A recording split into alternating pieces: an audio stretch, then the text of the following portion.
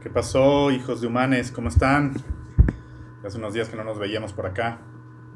Bienvenidos otra vez a Hijos de Nuestra Mente. Soy su buen amigo Mame. Y pues aquí estamos de nuevo. Pues había estado un poco distanciado, ya saben, un poco las ocupaciones, pero pues también hice algunas cosas entretenidas este fin de semana. Y en particular hubo una película que les quiero platicar. No tanto como buena película, sino el tema de la película creo que fue lo que me llamó la atención, porque me hizo recordar cuando era niño y alguna vez mi papá por ahí de cuando yo iba en primera primaria me fue a recoger a la escuela después de mi práctica de fútbol y pues me llevó, en lugar de llevarme directo a la casa, me llevó de paseo a la colonia Doctores, al Tiradero.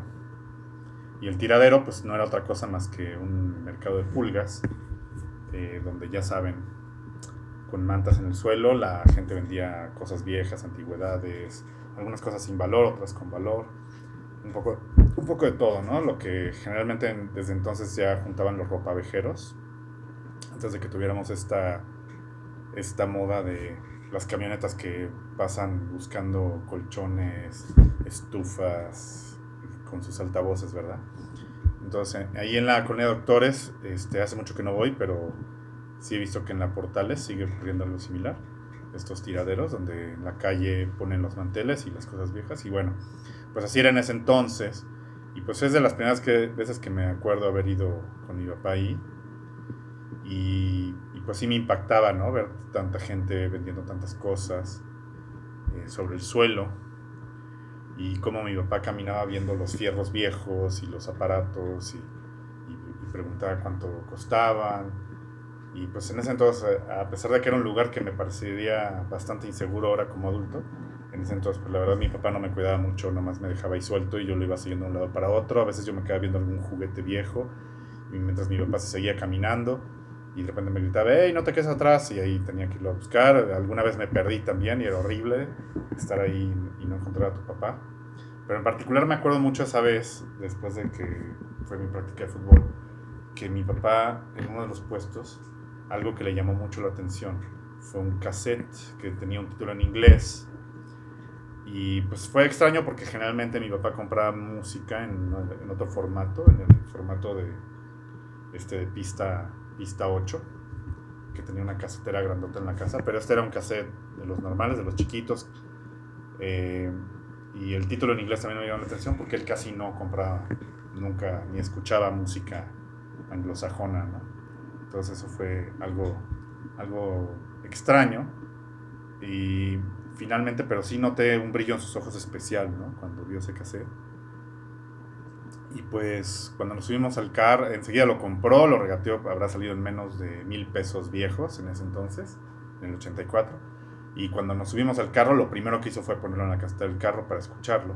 El cassette no estaba regresado, estaba a la mitad, y enseguida escuché una voz grave que narraba algo en inglés de manera muy tétrica, como una especie de noticiero, pero con mucha alarma y se escuchaban ruidos como de cosas quemándose, como si fuera un ambiente de guerra. Y bueno, pues el título de este cassette no era otro más que The War of Worlds, eh, la guerra de los mundos, ¿no? Y, pues yo no conocía ni siquiera el libro en ese entonces, el libro de H.G. Wells, pero pues este no era otro más que el programa de radio grabado por Orson Welles y dramatizado por su compañía teatral. Y pues que John desconocía toda la historia de cómo esta narración de esta novela en la radio de New Jersey había causado tanto caos y había causado que algunas personas incluso intentaban suicidarse, ¿no? Por los incautos que comenzaron a escuchar este contenido pensando que era real la invasión de extraterrestres, ¿no? Y bueno, pues ya tiempo después yo leí la novela personalmente, la novela de la Guerra de los Mundos. Fue una de las novelas que más me impactó en mi niñez. En esa ocasión, cuando escuchamos ese cassette, yo le pregunté a mi papá por qué le emocionaba tanto, y me acuerdo que lo que él me dijo es que cuando él era niño, adolescente, la primera televisión que tuvieron en los 50 en su casa, de las primeras cosas que transmitieron en la televisión fue la película de la Guerra de los Mundos de 1953. Entonces, pues entendí por ahí. O sea, básicamente, para mi papá, la Guerra de los Mundos era el equivalente que para mí en 1984 era la Guerra de las Galaxias. O sea, así había sido impactante para él, obviamente en un contexto mucho menor, pero pues sí, me imagino que cuando había menos acceso a la información, a los medios cinematográficos, que era muy difícil conseguir una película cuando tú quisieras, como ahora en nuestro presente, pues sí, encontrarte algo de tu niñez así, pues ha de haber sido algo bastante impresionante, ¿no? Y bueno, pues retomando esta historia de Orson Welles, es interesante cómo esta invasión extraterrestre dramatizada en la radio se convirtió en el mejor ejemplo de lo que una fake news puede provocar en una población, en un ejemplo bastante bien documentado, ¿no? Los nazis, un año después, eso pasó en 1938, un año después cuando empezó la Guerra Mundial, pues ya tenían bastante experiencia también en las fake news, ¿no? En el uso de las fake news para el control de la población. Y bueno, la verdad es que, como les dije, todo esto me vino a la mente por una película que vi este fin de semana. La película producción de Netflix, Extinción, y que bueno, es de estas películas que Netflix produce gracias a todos los datos que recopila con sus algoritmos, y pues que casualmente también el algoritmo me sugirió verla. Cuando entré a Netflix fue de las cosas que Netflix me recomendaba ver, ¿no? Y casualmente Netflix me recomienda muy seguido ver películas en las cuales el protagonista es un padre de familia que tiene una relación con una hija. Algo sabrán de mí. La verdad es que, o sea, como les dije, la película no vale la pena por sí misma. No es una película que valga la pena por sí misma. Vale más por la metáfora. Y la metáfora es interesante y ahorita se las voy a comentar. Pero básicamente es una película que es una miscelánea de ciencia ficción clásica.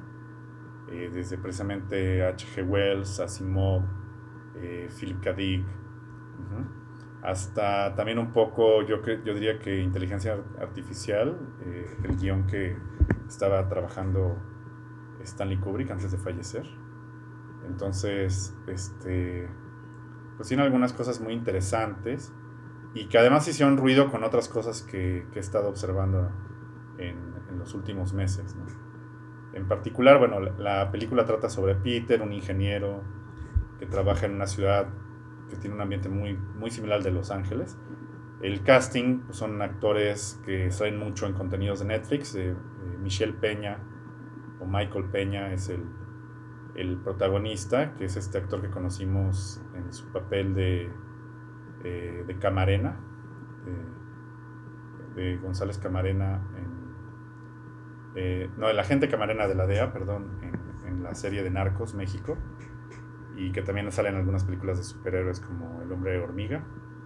Bueno, él es el protagonista, un padre hispano, tiene 2 hijas, con una de las hijas, la mayor, tiene un poco una relación complicada, y al mismo tiempo también tiene una relación con su esposa complicada porque de un tiempo para atrás él está teniendo sueños recurrentes sobre una invasión extraterrestre o una invasión de unos seres extraños, ¿no? Que llegan y empiezan a masacrar a la población de su ciudad.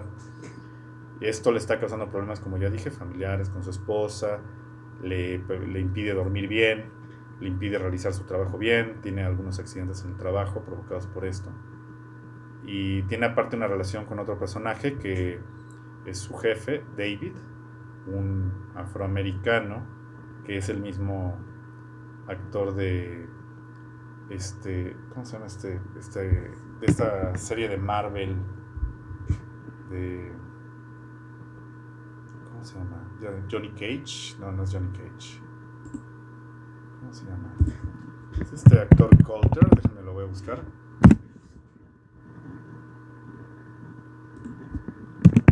El personaje de Marvel es Power Man, pero es Luke Cage, claro, Luke Cage. Sí, es este superhéroe afroamericano del Bronx, Y bueno, Mike Colter, el actor, es el que interpreta a David, ¿no? Entonces, es interesante que la mayoría de los personajes son gente definida como de color en el contexto de la sociedad americana, de la sociedad gringa. Son personas racializadas y casi no salen blancos, ¿no? Eso es algo interesante desde el principio, ¿no? El único blanco que sale notablemente es uno que es el vecino de Peter, el protagonista, que tiene una hija que es muy amiga de la hija mayor de Peter, ¿no? Es el blanco más, ahora sí que más notable en la película. Y bueno, no les, más bien ya se lo estoy spoileando, pues es uno de los personajes que fallecen, ¿no? Entonces también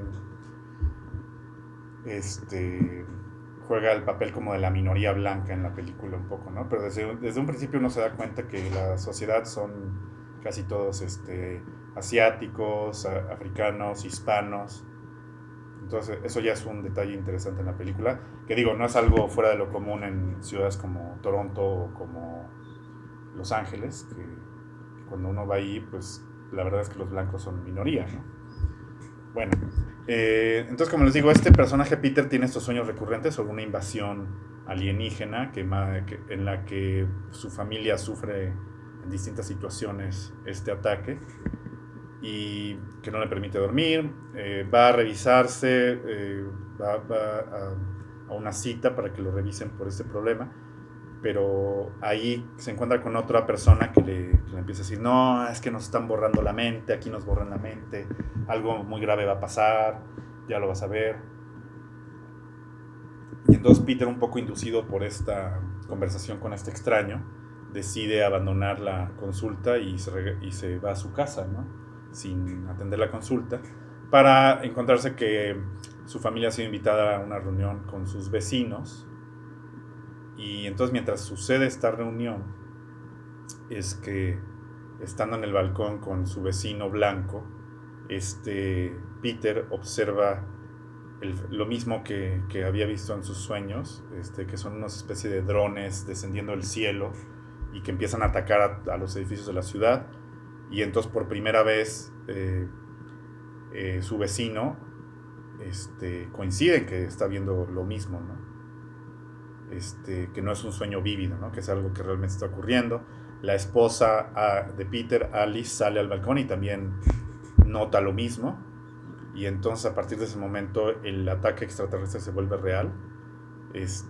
Yo pensaba que iban a jugar un poco más con esta cuestión de los sueños, un poco más como en otras películas en las que hay algún padre de familia, que casualmente casi siempre son padres de familia, es interesante, que tiene estos sueños premonitorios, ya saben, como en Encuentros cercanos del tercer tipo, en Signos de M. Night Shyamalan, también esta novela de Ursula Le Guin, la de La rueda en el cielo, me parece, The Heaven Ladder se llama, donde también una persona tiene sueños y de hecho ahí es un poco al revés, sus sueños se vuelven realidad, cualquier tipo de sueño, pero en particular tiene un sueño de una invasión extraterrestre que se convierte en una realidad. Entonces yo pensé que iban a jugar un poco más con esa cuestión psicológica de que uno creyera que a lo mejor todo era una alucinación de Peter, pero no, realmente en menos de un cuarto de la película nos revelan que sí es cierto, hay una invasión. Y pues literalmente estos drones llegan, empiezan a destruir los edificios, empiezan también a llegar como transbordadores de los que descienden soldados extraterrestres que empiezan a entrar a los edificios. No los vemos muy bien al principio, solo vemos como sombras y que están matando, ejecutando, aniquilando a la población de la ciudad en todas partes. Peter y su vecino logran reagrupar a la familia. Hace una barricada en las puertas del departamento para evitar que entren los soldados.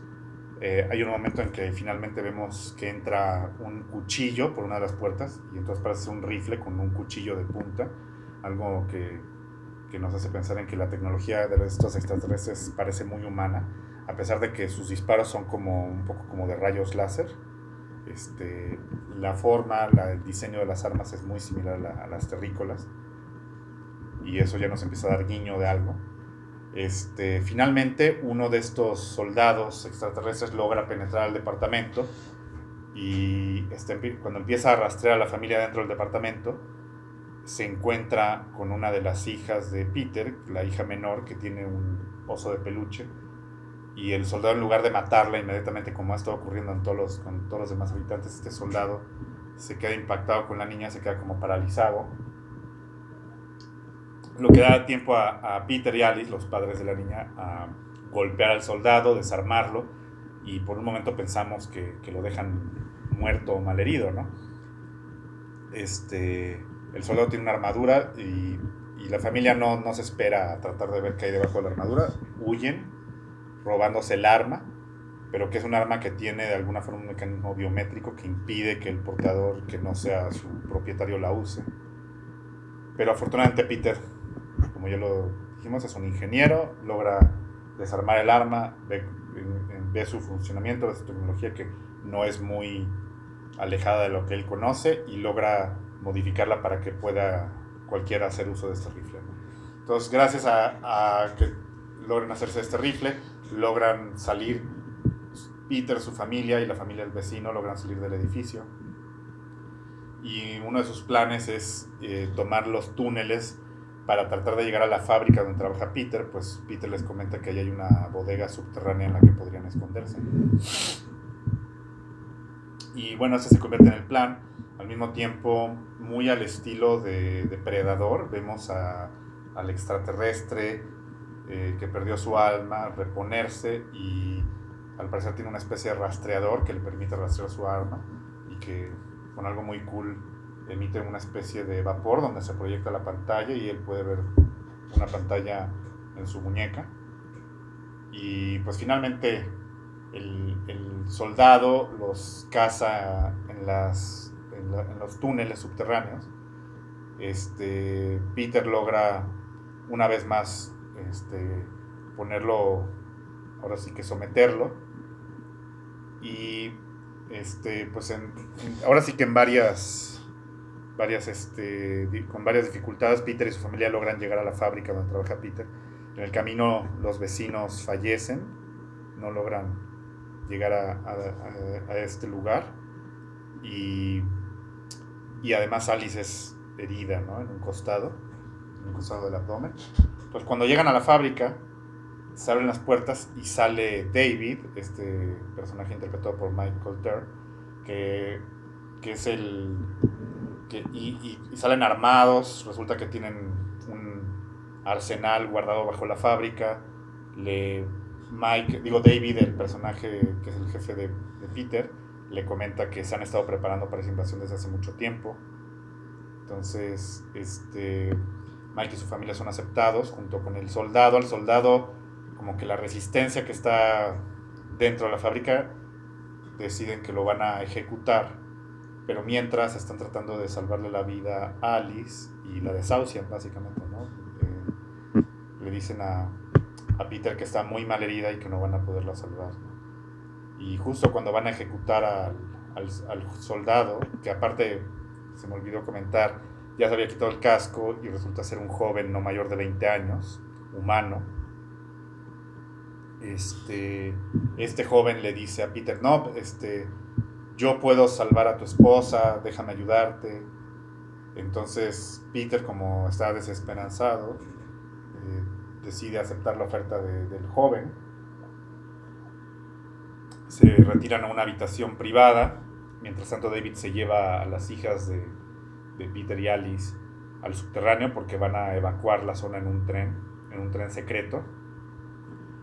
Y entonces ya en esta habitación, el joven soldado le pide una navaja a Peter. Peter tiene una navaja que es una navaja suiza clásica, y el soldado con esta navaja le abre el costado a Alice de una manera que se empieza a ver un poco brutal, pero inmediatamente vemos que Alice tiene cables y mangueras y dispositivos electrónicos dentro de su cuerpo, ¿no? Y entonces ahí se nos revela la sorpresa que Alice es un androide, ¿no? Un ser sintético. Y Peter queda sorprendido, no entiende lo que ocurre, y el soldado le dice: ¿qué? ¿No sabes lo que eres? No, es increíble, ¿a poco te tienen tan engañado que no sabes ni siquiera quién eres, ¿no? Y pues sí, Peter está tan sorprendido por eso, y luego le dice, la única forma de salvar a tu esposa es básicamente conectar tu fuente de poder a la fuente de ella para salvarla. Tienes que hacer una incisión en tu pecho y ahí vas a encontrar la fuente de poder. Y entonces Peter le crea al joven, toma la navaja y se corta, se hace una incisión en el pecho y se lo descubre y encuentra que él también es un androide, ¿no? Entonces el joven conecta unas mangueras y unos cables para que se haga una especie de bypass entre los dos androides. Y mientras está este proceso de recarga en el que la fuente de poder de Michael está recargando la fuente de poder de Alice, Michael empieza a tener los mismos flashbacks que tenía, que ahora ya sabemos son flashbacks, que eran los sueños que tenía antes. Y entonces nos enteramos de la verdad, ¿no? Que no eran sueños premonitorios, eran básicamente historia pasada, ¿no? Eran flashbacks, recuerdos del pasado que Peter tenía y le habían sido borrados de una rebelión 50 años antes, cuando los androides, ante la amenaza de ser exterminados por la sociedad humana que había tomado la decisión de prohibir los androides se rebelaron y expulsaron a sus amos, ¿no? Y los amos huyeron en cohetes a Marte, abandonando la Tierra y dejando a la Tierra únicamente poblada por la clase trabajadora, que eran los androides, ¿no? Y bueno, entonces después de eso, ya se imaginan, el final es muy hollywoodense. Obviamente Alice sobrevive, el joven soldado es dejado ir por Peter, y mientras tanto otros soldados humanos empiezan a perseguir a Peter y a Alice hasta el subterráneo, donde ellos tratan de encontrarse con sus hijas, y finalmente toda la familia se salva con el apoyo de David. Se suben al tren y se escapan en el tren, y los humanos ya no pueden alcanzarlos, y el tren aparte va destruyendo los túneles a su paso para que no puedan ser seguidos, y sale de la ciudad del tren y nosotros solamente vemos al tren huyendo, y mientras a lo lejos se ve una ciudad en llamas, ¿no? Hay algunas reflexiones al final, nos hacen pensar en si este encuentro entre este joven que aparte le confesó a Peter que el haber visto a su hija y ver que los androides eran totalmente distintos a lo que les habían contado, que fue lo que lo hizo vacilar, ¿no? Algo como lo que ocurre en un capítulo de Black Mirror, ¿no? Que hay un capítulo también de unos soldados que los mandan a acabar con unos monstruos, y que resulta que esos monstruos son en realidad seres humanos disidentes que están en contra del gobierno, pero que de alguna manera con microchips el gobierno les hace creer a los soldados que son monstruos lo que están matando. En fin, entonces me parece, como les dije, la película es palomera.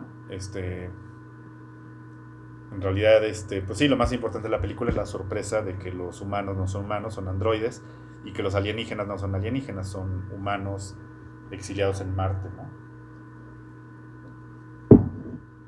En realidad esta película sí me resonó mucho con la película mexicana de Nuevo Orden, que también vi hace unos meses. Y me parece interesante, ¿no? Ahora sí que la narrativa es completamente opuesta, ¿no? Mientras en la película mexicana vemos la historia de una familia de clase alta mexicana que está escapando de la clase trabajadora, de las clases bajas que se han alzado contra ellos y que están matando a la gente de piel blanca por ser los representantes de la clase alta.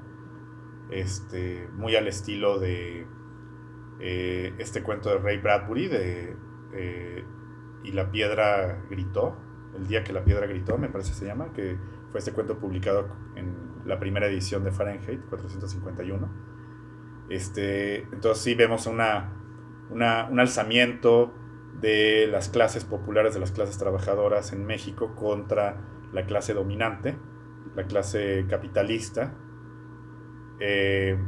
Y por el otro lado, en esta película de Extinction vemos el regreso de las antiguas élites para tratar de exterminar a la clase trabajadora que los expulsó de su propiedad, ¿no? muy al estilo de lo que ocurrió en Haití, después de la primera revolución haitiana a finales del siglo XVIII, cuando los esclavos haitianos se rebelaron contra sus amos franceses y los expulsaron, ¿no? Siendo un hecho que deberíamos conocer mucho en Latinoamérica, pero que la mayoría de la gente en Latinoamérica ignora. Si usted le preguntan al latinoamericano promedio cuál fue el primer país, cuál fue la primera colonia americana en independizarse, pues digo, la mayoría les van a decir que Estados Unidos, ¿no? Pero nadie va a hablar de que aproximadamente al mismo tiempo, en un periodo de 10 años de diferencia, hubo otra independencia que no fue una independencia de blancos contra blancos, que fue una independencia de negros contra blancos, ¿no? De negros contra europeos. Entonces los esclavos haitianos eran la colonia más productiva de Francia y se independizaron. Después Napoleón Bonaparte mandó a su cuñado a tratar de volver a someterlos y hubo una reinstauración de la colonia, pero que después fue otra vez destronada y se consumó la independencia haitiana a principios del siglo XIX. Entonces, la verdad es que es una historia muy similar. Digo, obviamente, históricamente tenemos muchas historias de alzamientos de esclavos que han sido medianamente exitosos. Todos conocemos la historia de Espartaco y su rebelión de los esclavos en el Imperio Romano. Entonces, pues, ¿qué les digo, no? O sea, la diferencia entre la rebelión de los robots o de los androides en Extinction es que yo creo que es más similar a la haitiana, ¿no? Que es una que sí se consumó y que trató de ser distintas olas, trató de ser revertida, ¿no? por sus colonizadores, por los amos europeos, ¿no? Entonces Extinction podría llamarse el regreso de los amos, ¿no? Ese podría ser el título, porque sí es básicamente un intento de retomar la Tierra por los antiguos amos contra los androides. Y en el caso de Nuevo Orden sí vemos una situación en la que los sirvientes toman el poder, toman el control, pero después algo que ya hemos visto que ocurre en Latinoamérica, como ocurrió por ejemplo en Argentina, ocurrió en Chile, es el ejército el que restablece el nuevo orden y al principio tratando de hacer uso de la antigua élite implementan un gobierno, pero que solo los utilizan como títeres a esa antigua élite y básicamente se establece una junta militar, ¿no? Que ese es el caso de Nuevo Orden, y que muy probablemente sería el caso de México, ¿no? Cuando pensamos en el caso Cienfuegos, o sea, yo me reía mucho de cuando hablaban de que el peje o que el gobierno había liberado a Cienfuegos. No fue el gobierno de México, fue el verdadero amo de México, que es el Ejército Nacional. Ellos son probablemente la organización más poderosa que hay en México. Ellos controlan todos los cárteles de la droga y controlan al gobierno, ¿no? Y realmente son los que en este momento pueden decidir quién va a ganar las próximas elecciones. Por mucho tiempo este ejército estuvo sometido en cierta forma al Pentágono, estuvo muy pero digamos que hubo una disyuntiva histórica cuando con la llegada de Trump le quitó el interés a Latinoamérica. Entonces hubo ahora sí que esa como tregua o ese espacio de tiempo que permitió al ejército mexicano tener más holgura y más independencia, ¿no? Y bueno, pues sí, por eso es que imagínense qué poderoso es el ejército mexicano, que lograron presionar al gobierno de México para que presionara al gobierno de Estados Unidos para que liberara a uno de sus miembros, ¿no? Uno de sus miembros más distinguidos, ¿no? Y Estados Unidos lo aceptó, ¿no? O sea, ¿qué habrán usado ahora sí que como moneda de cambio para poder lograr esa liberación? No lo sabemos, ¿no? Pero bueno, no me quería meter tanto a hablar de política, quería hablar más bien de esta metáfora que existe en la película Extinction, que me parece una película muy, muy buena como complemento de Nuevo Orden, ¿no? Creo que vale la pena verlas las dos.